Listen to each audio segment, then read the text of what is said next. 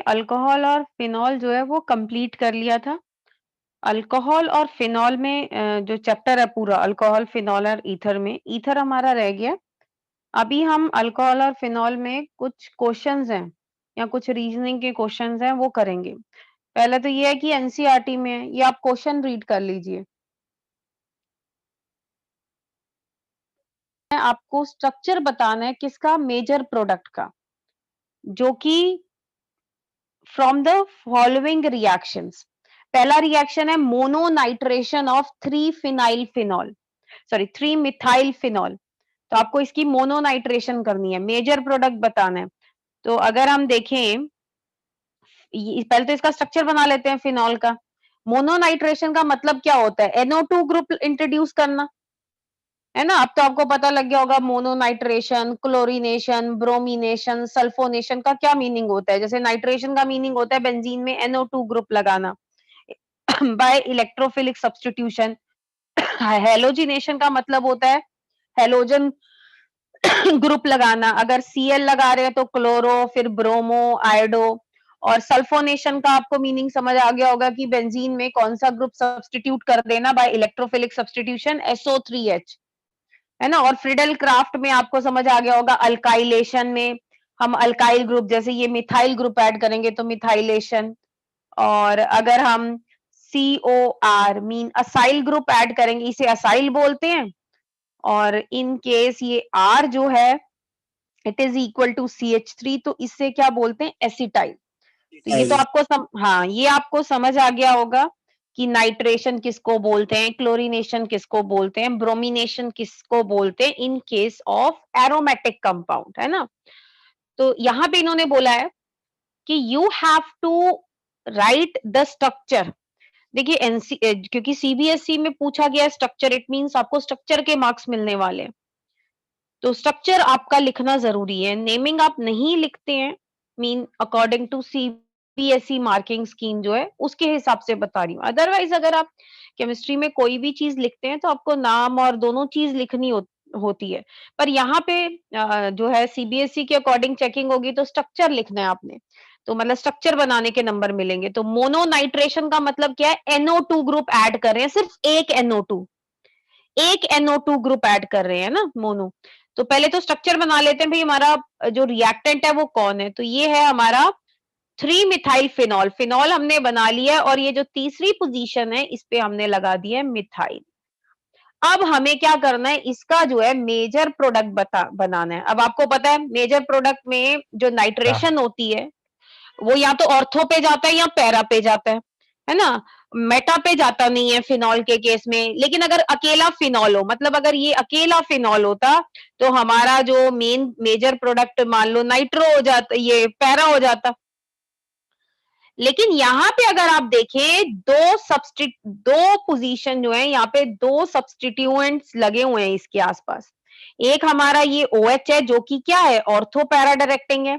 और ऐसे केसेस में जहां पे हमारा डाई सब्सटीट्यूटेड फिनॉल हो, डाई सब्सटीट्यूटेड या ट्राइमीन, 3 जगह पे या 2 जगह पे लगाओ, उसमें अगर आपको इलेक्ट्रोफिलिक सब्सटीट्यूशन रिएक्शन करना है तो आपको पहले इन दोनों ग्रुप्स का देखना पड़ेगा। तो अगर आप देखें OH ऑर्थो पैरा डायरेक्टिंग है और ये जो मिथाइल ग्रुप होता है या अल्काइल ग्रुप, यहाँ पे R भी हो सकता था, मीन C2H5, कुछ भी R ग्रुप हो सकता था। तो ये क्या होता है, आप में से किसी को पता है ये क्या होता है, ये ऑर्थो पैरा डायरेक्टिंग होता है या ये मेटा डायरेक्टिंग होता है। चलो अगर किसी को नहीं पता तो मैं बता रही ऑर्थो हूँ। पैरा। हाँ, ये ऑर्थो पैरा होता है। तो अब इसका मतलब है, अब आपको पता है मेजर प्रोडक्ट क्या होता है, पैरा होता है अगर हम देखा जाए। तो अब ये कह रहे हैं अगर आप पोजीशन देखिए, ये वाली जो पोजीशन है, ये वाली पोजीशन जो है, मैं इसको रब कर देती हूँ क्योंकि अब आपको समझ आ गया है कि ये जो CH3 है ये भी ऑर्थो पैरा डायरेक्टिंग है, ये OH भी जो है ऑर्थो पैरा डायरेक्टिंग है। Now we will talk about this position. ये जो पोजीशन है ये OH की भी ऑर्थो है और CH3 की भी ऑर्थो है, ठीक है। अब इस पोजीशन की बात करते हैं। ये OH की क्या है, पैरा है, और CH3 की क्या है, ऑर्थो है। फिर क्योंकि ये सारी पोजीशन बराबर नहीं है तो मैं वही देख रही हूँ कि ये पोजीशन क्या क्या है। ये वाली पोजीशन दोनों की ही क्या है, मेटा है, और ये वाली जो पोजीशन है ये OH की जो है वो ऑर्थो है और CH3 की क्या है, पैरा है। अब आप देखेंगे ये मेटा डायरेक्टिंग तो है नहीं, तो ये वाला जो कंपाउंड है यहाँ पे तो मोनो नाइट्रेशन होगी नहीं। अब ये ऑर्थो पैरा है, मतलब एक की ऑर्थो है एक की पैरा है, ये एक की पैरा है और एक की ऑर्थो है। ये जो पोजीशन है इधर वाली, ये दोनों ही ऑर्थो है, तो ये मेजर प्रोडक्ट नहीं होगा, हालांकि ये भी बनेगा पर ये माइनर होगा। अब यहां पे तो देखा जाए इसका मतलब NO2 ग्रुप इस पोजीशन पे भी आ सकता है और NO2 ग्रुप ये वाली पोजीशन पे भी आ सकता है। इसका मतलब ये दोनों जो प्रोडक्ट होंगे, क्योंकि हमें और बाकी डिटेल नहीं पता है, तो हम ये कह देंगे ये जो दोनों प्रोडक्ट हैं ये क्या है, ये मेजर है। ये आपको समझ में आ गया? Yes ma'am. ठीक है कि यस भाई मैम। दोनों की, हाँ एक की ऑर्थो एक की पैरा, हाँ अगर मान लो दोनों की पैरा पैरा होती, दोनों की ही पैरा पैरा होती तो ज्यादा बेटर पता लग जाता। अब आगे देखते हैं। अब आगे ये कह रहे हैं क्या करना है, हमें डायनाइट्रेशन करनी है। डाई मतलब दो NO2 ग्रुप आने चाहिए। तो यहाँ पे सेम वही कंपाउंड है 3 मिथाइल फिनॉल। अब आपको वही चीज देखनी है, ये जो है ये इसकी पैरा है, इधर ऑर्थो है, ये जो है इधर की ऑर्थो है, इसकी पैरा है। तो बेटा दो NO2 ग्रुप लगाने, तो दोनों NO2 ग्रुप कहां लगेंगे, इन्हीं पोजीशंस पे लगेंगे। एक यहां लग जाएगा और एक यहां लग जाएगा, ठीक है ना, क्योंकि इसमें क्या कहा है आपने, इन्होंने बोला डायनाइट्रेशन करिए, तो NO2 ग्रुप प्रेफरेबली। मैं ये नहीं कह रही हूं कि ये जो इधर वाला जो NO2 ग्रुप है ये नहीं बनेगा, ये बनेगा, माइनर अमाउंट में बनेगा, ऑर्थो ऑर्थो वाला भी, लेकिन उन्होंने कहा डायनाइट्रेशन का मतलब दो NO2 ग्रुप लगाने आपको। तो आप कहाँ लगाएंगे दो NO2 ग्रुप, मतलब एक की ऑर्थो और एक की पैरा है, और दूसरे की तो दोनों में ही ये है कि ये वाली जो है OH की, ये वाली जो पोजीशन से मैंने NO2 हटाया है ये OH की और ऑर्थो है, लेकिन CH3 की पैरा है, तो ये प्रोडक्ट हमारा बनेगा। ये समझ में आ गया इसका? Yes ma'am. अब अगला कंपाउंड देखिए, मोनोनाइट्रेशन करनी है फिनाइल मिथेनोएट की। अब आप कहेंगे ये क्या होता है, तो देखिए जो ओएट लगा होता है ना बेटा, OATE, ओएट लगा होता है ईथर में। ईथर का फॉर्मूला क्या होता है, इस तरह का कुछ फॉर्मूला होता है, यहाँ पे R लगा होता है, इधर R डैश कह दो या इसको R डैश कह दो, किसी को भी कह सकते हैं, ये होता है ईथर का फॉर्मूला। अब इसमें देखिए हम देखते हैं यहाँ पे वर्ड रूट क्या है, यहाँ पे वर्ड रूट है मिथ, इसका मतलब ये एक ही कार्बन है। फिनाइल, ओएट का मतलब है यहाँ पे देखिए मिथाइल है, इसका मतलब ये जो इधर वाली जो मेन चेन है ना उसमें एक ही कार्बन है, तो इसमें अगर हम मिथाइल सॉरी फिनाइल मिथाइल जो है फिनाइल मिथेनोएट है इसका नाम ना, तो यहाँ पे अगर फिनाइल मिथेनोएट है इसका नाम, एक मिनट इसमें थोड़ा सा मुझे, तो इन्होंने यहाँ पे O के साथ यहाँ पे फिनाइल लगाया हुआ है, एक मिनट रुकिएगा, यहाँ पे, और मिथाइल मिथेनोएट में बेटा यहाँ पे H आना चाहिए, एक मिनट, यहाँ पे COH नहीं आएगा, हाँ यहाँ पे ऐसे आना चाहिए, एक मिनट मुझे थोड़ा सा ना, ये ऐसे आना चाहिए, एक बारी मैं ना एक और मेरे पास है उसमें मैं देख लेती हूँ। मैम ये तो एस्टर ग्रुप है।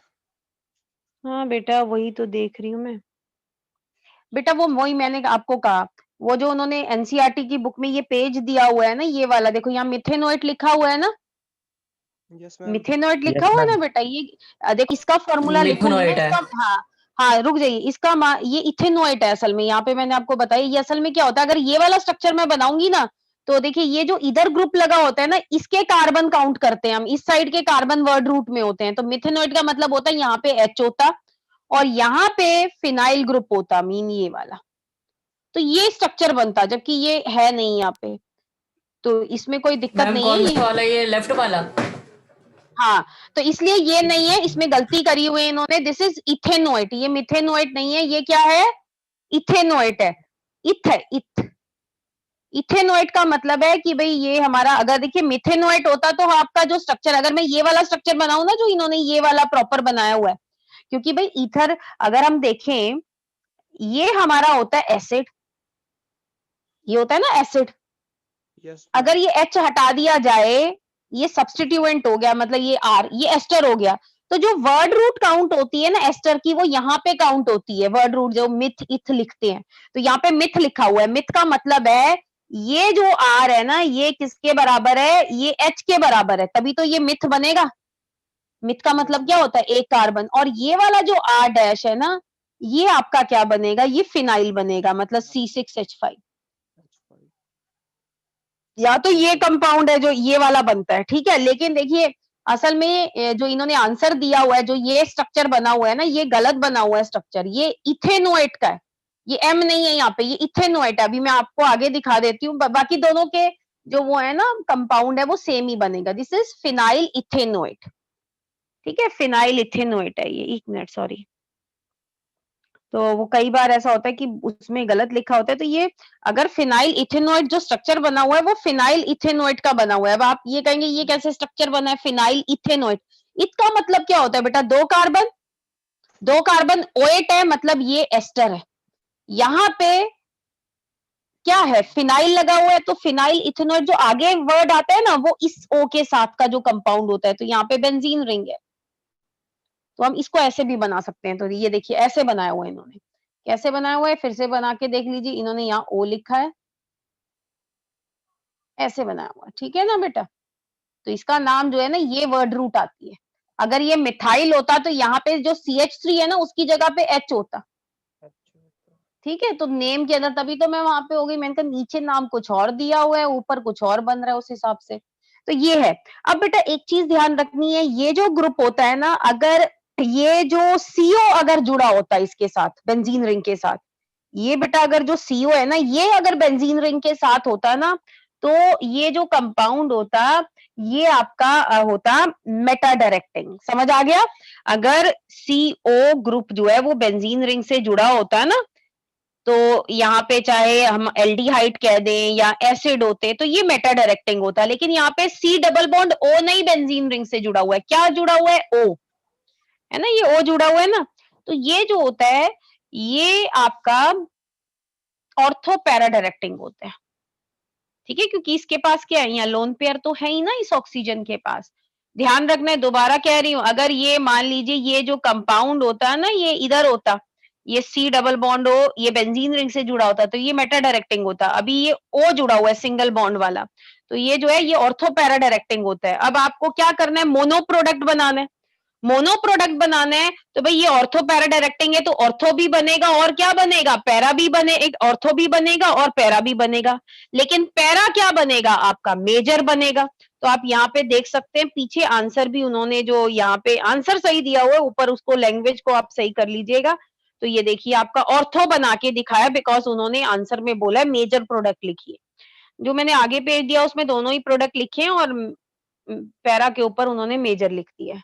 ठीक है बेटा, समझ में आ गया कि अगर आपका O जुड़ा हुआ है, सिंगल बॉन्ड O, तब तो ये ऑर्थो पैरा डायरेक्टिंग है। लेकिन अगर ये C डबल बॉन्ड O इसके साथ होता, यहाँ पे होता, और C डबल बॉन्ड O साथ में होता है एल्डिहाइड, एरोमेटिक एल्डिहाइड, कीटोन, उसके बाद अगर मान लीजिए यहाँ पे इस तरह से होता, ये इस तरह का कुछ एस्टर होता, तो भी ये जो होता, ये ऑर्थो, ये मेटा डायरेक्टिंग होता है, ठीक है। लेकिन ये क्या है, इसमें O जो है वो जुड़ा है बेंजीन रिंग से। So this is ortho para directing. तो याद रखिए, जब भी बेंजीन रिंग से जो ग्रुप जुड़ा हुआ है ना, उसके लोन पेयर अवेलेबल है, तो वो ऑर्थो पैरा डायरेक्टिंग होगा, ठीक है। समझ आ गया। बस इसका नाम यहाँ सही कर लीजिएगा, अगर आपके पास यही वाली बुक है। मे बी दूसरी बुक में, जो नई बुक्स हो उनमें सही हो। ये मैंने नेट से निकाली थी बुक, तो वहां पे ये है। तो चलिए अब एक दो क्वेश्चंस कर लेते हैं।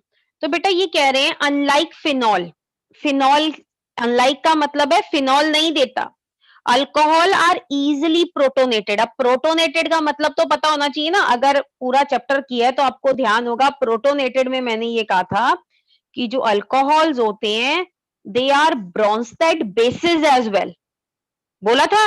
ये क्या करते हैं, ये स्ट्रॉन्ग एसिड की प्रेजेंस में बेटा ये क्या हो जाते हैं, प्रोटोनेट हो जाते हैं। बताया था आपको। Yes ma'am.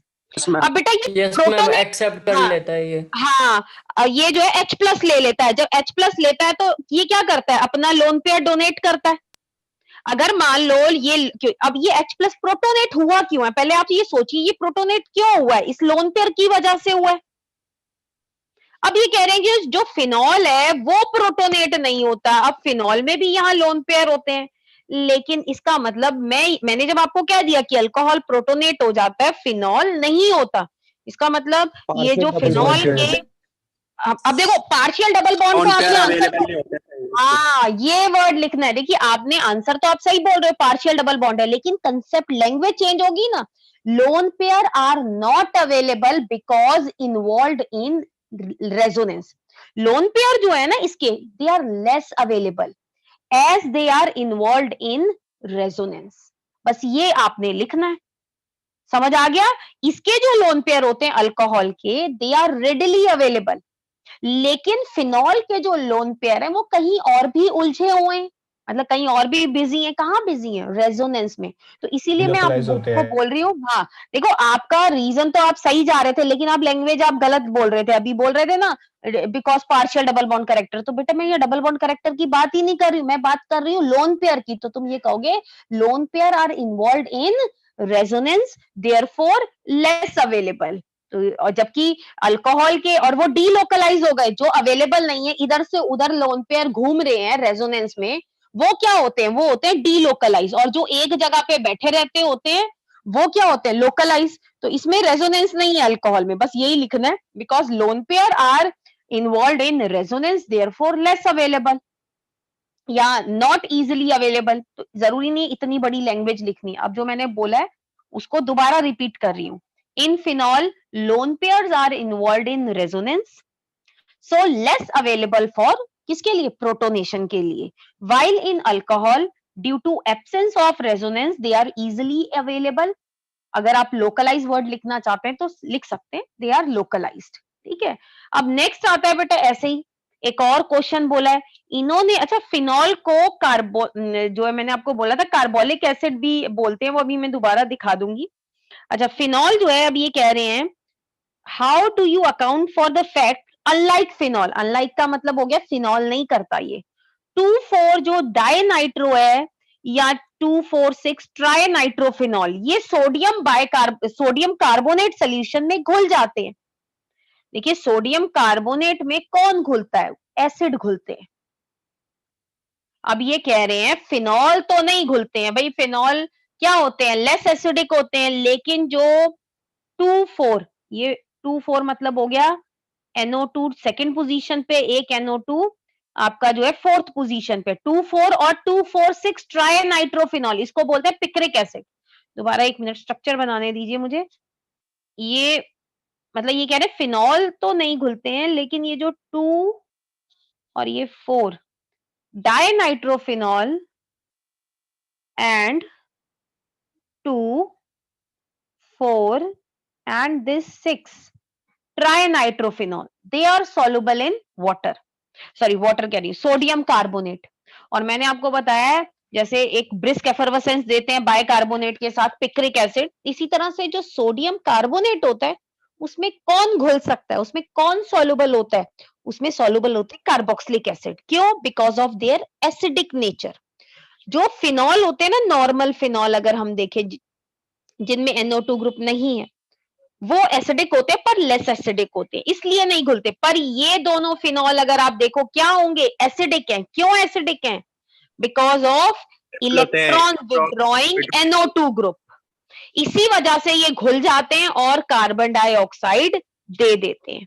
तो ये जितनी भी चीजें बता रही हूँ ये पिछली क्लासेस में हमने ऑलरेडी करी हुई हैं, पर यहाँ क्वेश्चन पूछा गया।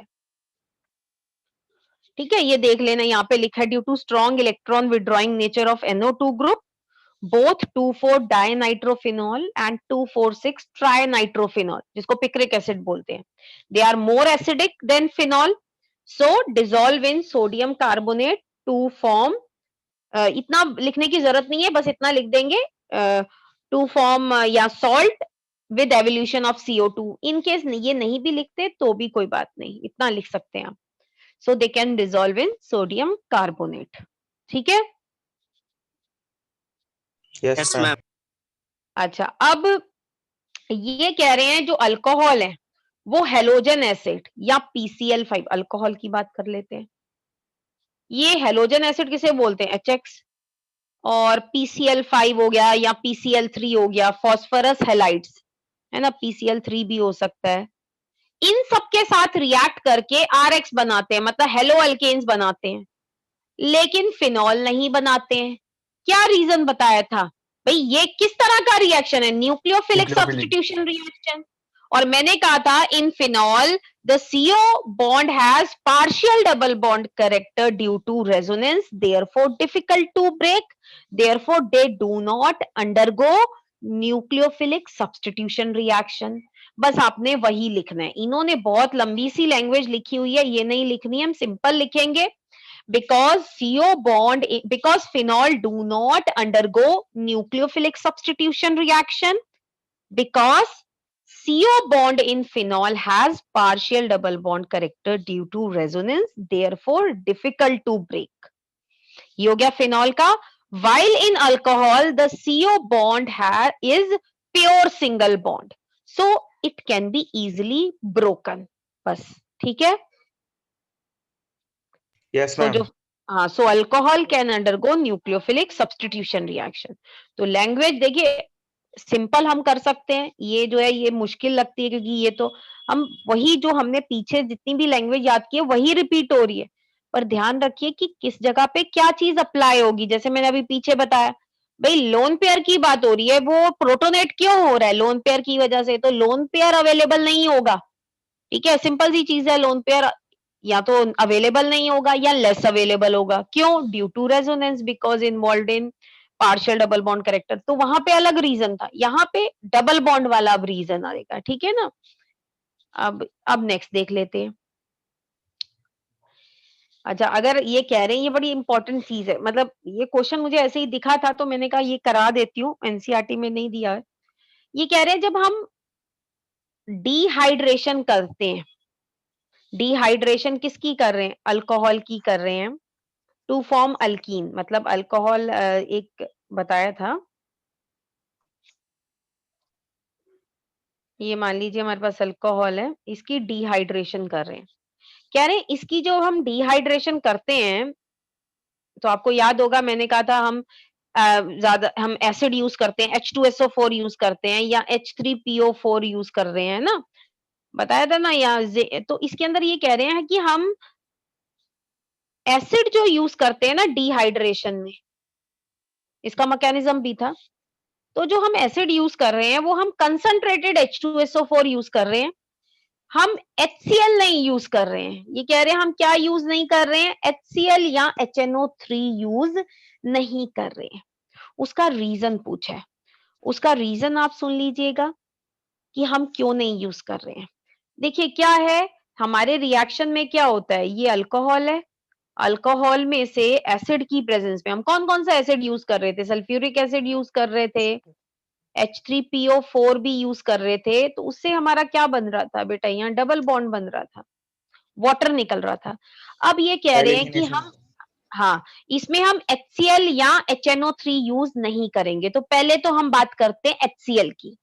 तो बेटा अगर आप ध्यान दो, ये डबल बॉन्ड है, डबल बॉन्ड में अगर मैं HCl डालूंगी, मतलब मान लो ये जो है स्टार्टिंग में इसकी एसिड की प्रेजेंस में अल्कोहल की मान लीजिए क्या हो जाए, डिहाइड्रेशन हो भी जाए, तो ये डबल बॉन्ड जैसे ही बनेगा हमारे पास मिक्सचर में HCl प्रेजेंट है, और आपको पता है ये डबल बॉन्ड वाले का जब रिएक्शन HCl से क्या होगा होगा तो क्या प्रोडक्ट बनेगा बेटा?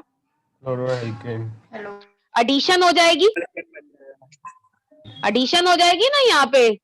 तो ये कह रहे हैं कि असल में हाँ, ये क्योंकि अच्छा न्यूक्लियोफाइल है तो कह रहे हैं इसलिए हमें ये अल्कीन ना मिलके यहाँ पे अल्काइल क्लोराइड मिल जाएगा।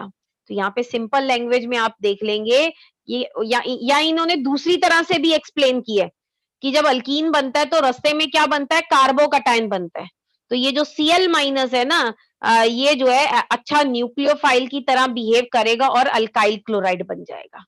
तो इस तरह से भी हम लिख सकते हैं कि जब अल्कोहल से अल्कीन बनाते हैं तो रास्ते में क्या बनता है? कार्बोकटायन बनता है। तो HCl जो है उसका Cl minus being a good nucleophile it bring about substitution reaction और अल्कीन ना बन के अल्काइल क्लोराइड बन जाएगा। ठीक है, ये तो हो गई HCl की बात, इतना सा लिखना है बस, ये बाकी लैंग्वेज नहीं लिखनी है, बस इतना सा लिखना है। ये HCl की बात हो गई। अब बारी आती है भाई, चलो HCl तो इसलिए नहीं यूज होगा। अब ये कह रहे हैं कंसंट्रेटेड HNO3 क्यों नहीं यूज होगा? तो ये कह रहे हैं असल में क्या है, जो कंसंट्रेटेड HNO3 है वो क्या है, ऑक्सीडाइजिंग एजेंट है। तो जो हमारे पास अल्कोहल होगा, मान लीजिए ये मेरे पास अल्कोहल है, ये क्या करेगा, इसकी ऑक्सीडेशन कर देगा HNO3, तो इससे क्या बन सकता है, एल्डिहाइड और कीटोन बन जाएगा। या अगर कंसंट्रेटेड HNO3 यूज कर रहे हैं तो बहुत स्ट्रॉन्ग ऑक्सीडाइजिंग एजेंट होता है, तो ये जो है कार्बोक्सिलिक एसिड भी बन सकता है। समझ आ गया? Yes ma'am. देखिए ये तो हो गया, HCl इसलिए नहीं बनेगा और कंसंट्रेटेड HCl इसलिए नहीं यूज होगा because it is strong oxidizing agent, जिसकी वजह से ऑक्सीडेशन हो सकती है अल्कोहल की एल्डिहाइड या कीटोन में और उसके बाद कार्बोक्सिलिक एसिड में। बस इतना लिखेंगे भाई, ये क्यों नहीं यूज होगा। बाकी इसलिए हम क्या करते हैं, हम ऐसा एसिड यूज करते हैं जो कि नॉन ऑक्सीडाइजिंग हो और जो है अच्छा क्या हो, मतलब जिसमें कोई न्यूक्लियोफाइलिक अनायन ना हो, जैसे Cl माइनस HCl में था, इस तरह का कोई न्यूक्लियोफाइल अनायन प्रेजेंट ना हो। ठीक है, तो ये मुझे क्वेश्चन दिखा था तो इसलिए मैंने कहा कि ये भी मे बी आ सकता है। उसके बाद बेटा ये आ सकता है कि अरेंज करो, भाई इनको अरेंज करना है in increasing order of their reactivity toward Lucas reagent. तो मैंने आपको बताया था ल्यूकास रिएजेंट जो है, जब हमारा रिएक्शन होता है तो उसमें carbocation is formed as intermediate. So जो ऑर्डर ऑफ रिएक्टिविटी होता है वो होता है 3 degree, 2 degree, greater than 2 degree, greater than 1 degree of alkyl halide. तो अब आप इसमें से चेक कर लीजिए कौन सा 2 डिग्री कौन सा 3 डिग्री है। जो 3 डिग्री होगा वो सबसे ज्यादा रिएक्टिव होगा, फिर 2 डिग्री और फिर 1 डिग्री। ये आपको मैंने पहले भी बताया था। और अगर बाई चांस आ जाता है भाई ये रिएक्टिविटी ऑर्डर क्यों है, because in this reaction carbocation is formed as an intermediate and 3 degree carbocation is more stable than 2 degree than 1 degree carbocation. So reactivity का जो order है it will be 3 degree alkyl halide greater than 2 degree greater than 1 degree. ठीक है? Yes ma'am. Yes ma'am. तो ये जितने भी concept हमने पहले किए हैं वही सेम है, पर ये जो क्वेश्चंस है ना इनको जरूर कर लीजिएगा। इसके बाद बेटा ये एक क्वेश्चन है, ये मैंने कहा मैं बता देती हूँ। जैसे लास्ट वाला है, ये कह रहे हैं इक्वेशन लिखो रीमर टीमर रिएक्शन में और कॉल्स में, ये आप लिख लेंगे। उसके बाद क्वेश्चन 11.8, ऑर्थो पैरा नाइट्रोफिनॉल्स जो हैं वो फिनॉल से ज्यादा एसिडिक हैं। Draw the resonance structure of corresponding phenoxide ion. तो वो आपको ये थोड़ा सा इसको सबसे एंड में करिएगा। मैंने अगर जैसे मान लो इसमें रेजोनेटिंग स्ट्रक्चर बोले गए हैं और मान लो आपसे नहीं बन रहे हैं या आपसे थोड़े गलत बन रहे हैं, तो मैं आपको ये कह रही हूँ कि आप इस पे अपना टाइम अभी मत लगाएं, बाद में कर लीजिए प्रैक्टिस। ठीक है ना? Yes ma'am. समझ आ गया क्या बोला है ना? तो ये आप, हाँ। उसके बाद बेटा ये क्वेश्चन देखने हैं हमने, क्वेश्चन 11.6। ये कह रहे हैं अगर आप अल्कोहल का रिएक्शन इसके साथ करेंगे, किस कौन सी अल्कोहल है, ये वाली अल्कोहल, ब्यूटेन 1 ऑल का रिएक्शन इसके साथ करेंगे। ब्यूटेन 1 ऑल किसे बोलते हैं भाई, 4 पहली पोजीशन पे लगा हुआ है OH, बाकी आप H लगा दीजिए यहाँ पे। तो अब आपको बेटा खुद ही पता है ये ल्यूकास रिएजेंट है, ल्यूकास रिएजेंट में ये OH हटा दीजिए और यहाँ पे क्या आ जाएगा, Cl आ जाएगा। अब आप ये कह Cl आ सकते हैं, जाएगा। हाँ, तो यहाँ पे एक और ऐसे ही जो है इसमें जो है इसका HBr के साथ बता दीजिए। तो HBr और SOCl2 का के साथ, SOCl2 के साथ भी वो हो जाएगा। यहाँ पे भी HBr के साथ भी जो OH है उसकी जगह पे Br आ जाएगा। तो यहाँ पे ये जो है, एक मिनट, हाँ, ये जो है ना पहला ब्यूटेन 1 ओल, एक मिनट, हाँ ये रहा नीचे है वो ब्यूटेन, दोनों के करे हुए हैं। 2 का भी 2 मिथाइल ब्यूटेन है। इसका मैं पहले स्ट्रक्चर बनाना बता देती हूँ। वर्ड रूट देखिए ब्यूट, चलो हमने 4 ऐसे बना दिए। अब क्या करिए, पेंसिल लीजिए और यहाँ नंबरिंग कर दीजिए। वर्ड रूट पहले आपने देखनी है। अब आप देखिए कहीं पे जो नंबर लिखे हुए हैं 2 मिथाइल, फिर लिखा हुआ है 2 ओल, 2 मतलब इस वाली पे ओल, तो बेटा इसका स्ट्रक्चर ये बन गया। बड़ा सिंपल स्ट्रक्चर है, बाकी हमने हाइड्रोजन लगा दिए। दोबारा सुन लीजिए, मैम ये जब सी का नाम, फर्स्ट सेकंड है। हाँ कहीं से भी कर सकते हो, कहाँ से फर्स्ट सेकंड है? मैम मैं पूछ रहा हूँ सी का पार्ट है ना? हाँ जो अभी मैं बता रही थी, पहले इसका नाम बता रही हूँ, अभी तो मैं आंसर बता ही नहीं रही, मैं इसका स्ट्रक्चर बता रही हूँ कैसे लिखेंगे। इसमें देखिए इसका स्ट्रक्चर ओके कैसे मैम। लिखेंगे, ब्यूट है, ब्यूट किया, भाई नंबरिंग कर लो कहीं से भी, इस किनारे से करनी, यहाँ से करनी, चलो यहाँ से कर लो, मुझे वहां से बेटर लगता है, वो होता है ना कि आदत पड़ी होती है, वहां से करती हूँ। अब नंबर देख लो इस पे कहाँ कहाँ लिखे हो, 2 मिथाइल, 2 ओल, बाकी और तो कोई फंक्शनल ग्रुप, कोई सब्स्टिट्यूएंट नहीं है, तो बाकी एच लगा दो बस। तो चाहे उधर से बना लो चाहे इधर से बना लो, मैं दोनों का स्ट्रक्चर बना के बता रही थी आपको। तो अब ये कह रहे हैं कि इसका रिएक्शन करिए, तो बेटा ये देखिए, ये अगर देखो पहला जो रिएक्शन है वो किसके साथ दिया हुआ था, वही जो अभी मैंने पीछे एनसीईआरटी का बताया था उसी क्वेश्चन को, तो आप ये देखिए HCl के साथ, ये 3 डिग्री अल्काइल हैलाइड है, इसका रिएक्शन हो जाएगा। लेकिन जो पहला कंपाउंड दिया हुआ है ब्यूटेन 1 ओल, इसका रिएक्शन जो है नहीं होगा रूम टेम्परेचर पे। तो अगर आप मान लो अगर होता रिएक्शन तो यहाँ पे Cl आता, जो मैं अभी आपको बता रही थी, पर वो नहीं हो पाएगा, इसीलिए मैंने कहा कि एक बारी देख लेते हैं। ठीक है, ये है कि हम जल्दी से बना देंगे, पर 1 डिग्री का रूम टेम्परेचर पे कोई रिएक्शन नहीं होगा।